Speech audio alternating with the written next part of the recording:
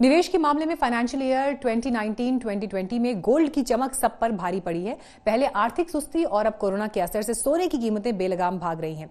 साल के पहले 9 महीने में जिस रफ्तार से सोने के दाम बढ़े हैं, उसके मुकाबले इस जनवरी से अब तक सोने के दाम ज्यादा तेज स्पीड से बढ़ रहे हैं।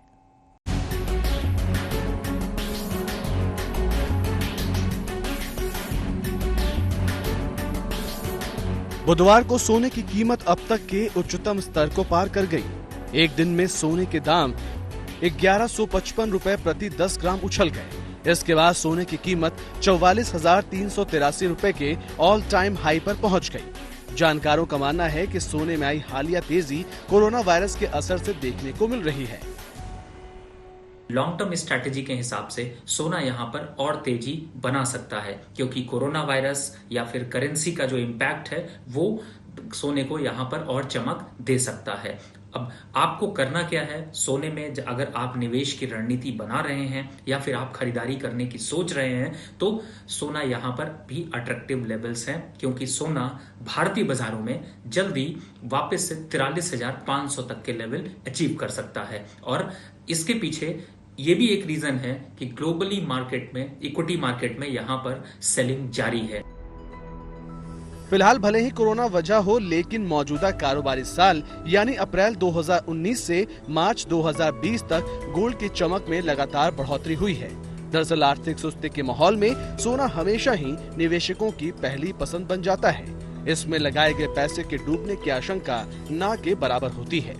अक्सर निवेश के दूसरे विकल्पों के मुकाबले इसमें सबसे ज्यादा रिटर्न मिलने की भी उम्मीद होती है। इस धारणा को मंदी के नाम रहे 2019 ने भी मजबूत किया है। अगर कमोडिटी मार्केट में सोने की कीमतों की चाल को देखें तो मौजूदा कारोबारी साल में सोना प्रति 10 ग्राम 11,000 से ज्यादा महंगा हो चुका है। वही साल यानी जनवरी से अभी तक, जिसमें कि कोरोना ने कोहराम मचाया है, इसमें सोना 3942 रुपए बढ़ गया है। लेकिन तेजी का ये सिलसिला फिलहाल थमता नजर नहीं आ रहा है। एक्सपर्ट आगे भी इसमें तेजी बने रहने की बात कर रहे हैं। जानकारों के मुताबिक कोरोना वायरस के चलते दुनिया भर की अर्थव्यवस्था को लेकर अनिश्चितता जताई जा रही है। ऐसे में इक्विटी बाजारों में उतार चढ़ाव बने रहने की आशंका है।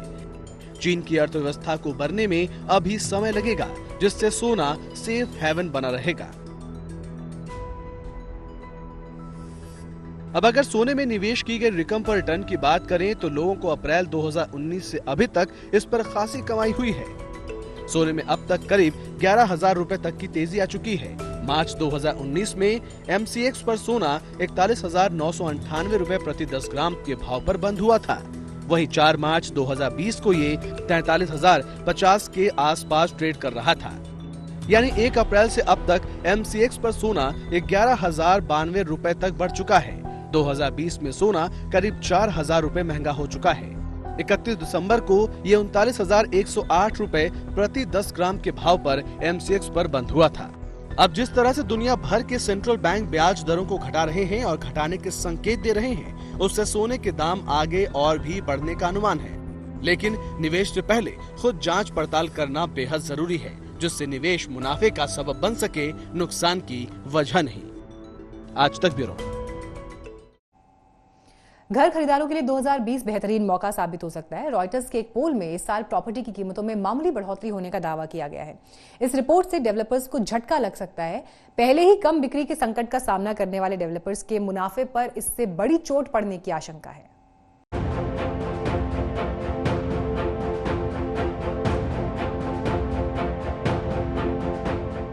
आर्थिक सुस्ती के चलते भारत के हाउसिंग मार्केट में इस साल भी कीमतें काबू में ही रहेंगी।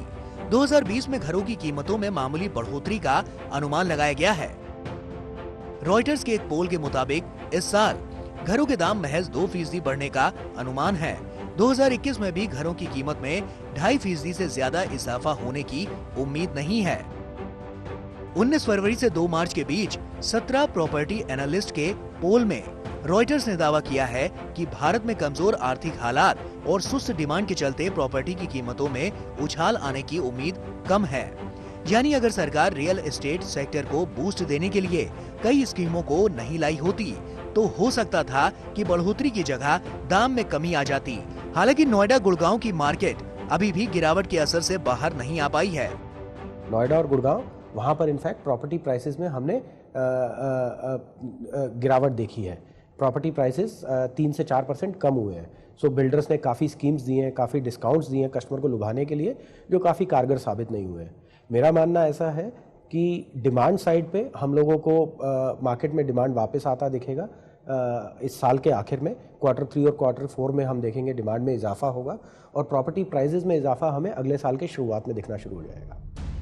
रॉयटर्स ने इसके 3 महीने पहले भी पोल किया था।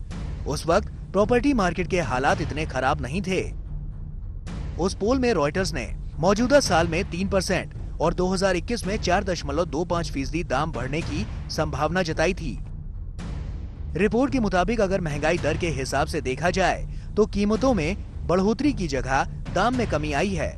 इससे लोगों को कम कीमत में मकान मिल सकते हैं, लेकिन अगर यह माहौल लंबे समय तक बरकरार रहा तो ये हालात सेक्टर को नुकसान पहुंचा सकते हैं। प्रॉपर्टी के जानकारों का मानना है कि मार्जिन घटने से बिल्डर बाजार में टिक नहीं पाएंगे। नोटबंदी, रेरा और फिर जीएसटी जैसे सुधारात्मक कदमों के चलते रियल एस्टेट पहले से ही संकट में था। नकदी न होने की वजह से कई प्रोजेक्ट्स बंद हैं। अब मार्जिन कम होने से ये स्थिति और बढ़ सकती है।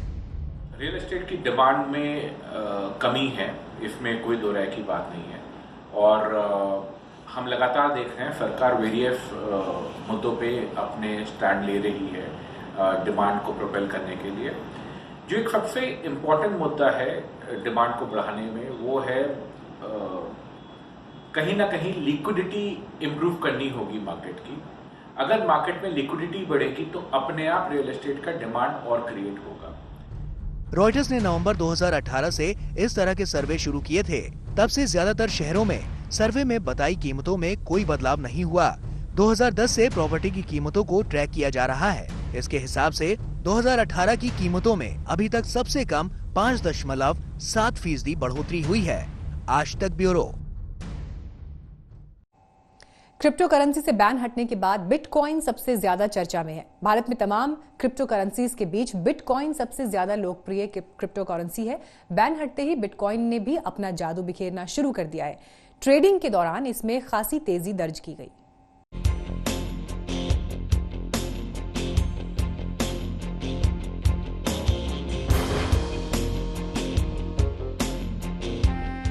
क्रिप्टो करेंसी यानी वर्चुअल करेंसी पर लगे आरबीआई के बैन को सुप्रीम कोर्ट ने हटा दिया है। इसके बाद अब भारत में भी बिटकॉइन के जरिए लेन देन हो सकेगा।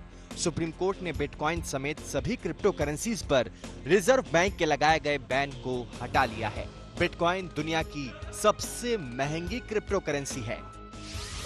इसकी कीमतों में पिछले 1 साल के दौरान करीब 130% का इजाफा हो चुका है। गुरुवार को बिटकॉइन ने $8,850 का ऊपरी स्तर टच किया था, जबकि 1 साल पहले 5 मार्च 2019 को बिटकॉइन का भाव $3,844 था। यानी निवेशकों को 1 साल में 130% रिटर्न मिल चुका है। इसको अगर रुपयों के निवेश के हिसाब से समझें तो फिर बिटकॉइन ने 1 साल में 2.5 लाख को 6,42,000 बनाया है। साफ है कि महज 1 साल में बिटकॉइन में निवेशकों को करीब 4 लाख रुपए का फायदा हो गया। अब भारत में इस पर बैन हटने के बाद देशी निवेशक भी दोबारा किसी भी क्रिप्टो करेंसी में निवेश करके मुनाफा कमाने के मौके का इस्तेमाल कर सकते हैं। ग्लोबली देखोगे तो क्रिप्टो करेंसी अबाउट $250 बिलियन का मार्केट साइज है पूरे दुनिया में। और जो एक्सचेंजेस है इंटरनेशनल एक्सचेंजेस, वो 10, 20, $30 बिलियन एवरी मंथ ट्रेड देखते हैं। जबकि आरबीआई के बैन के वजह से इंडिया में सिर्फ $100 मिलियन का ट्रेडिंग वॉल्यूम हुआ करता था। अब क्योंकि बैन खुल गया है तो ये $100 मिलियन से हम उम्मीद कर रहे हैं कि 1 बिलियन से 5 बिलियन का ट्रेडिंग वॉल्यूम इंडिया में भी आ जाएगा। जाहिर है भारत में अब बैन हटने से निवेशकों को मंदी के माहौल में सोने जैसा एक और निवेश विकल्प मुहैया हो जाएगा। हालांकि निवेश का कोई भी विकल्प जोखिम भरा होता है। ऐसे में हमेशा ही निवेश करने से पहले सलाह मशवरा और रिसर्च करने की सलाह दी जाती है। लेकिन अगर रिटर्न के हिसाब से बिटकॉइन के पुराने इतिहास को देखें तो 2008 में जब बिटकॉइन लॉन्च हुआ था तो इसकी वैल्यू $8 थी।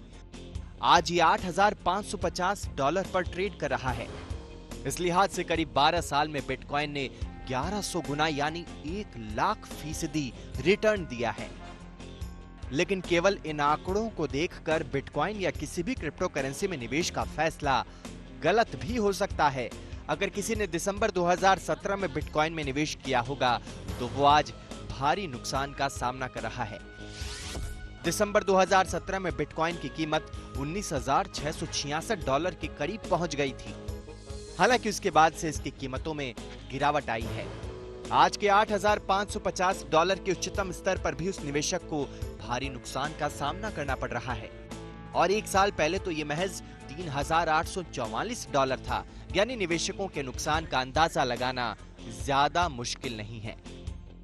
अगर आप भी इस करेंसी में निवेश करना चाहते हैं तो फिर बिटकॉइन एक तरह की क्रिप्टो करेंसी है।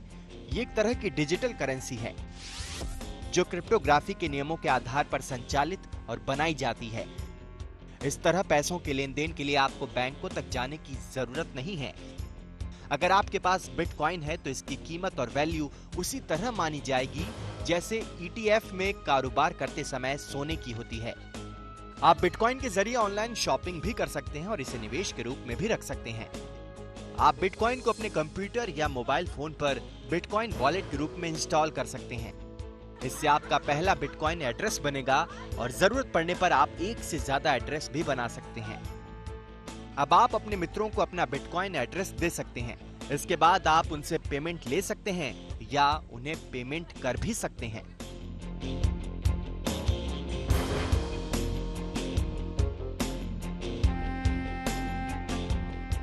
आज तक ब्यूरो।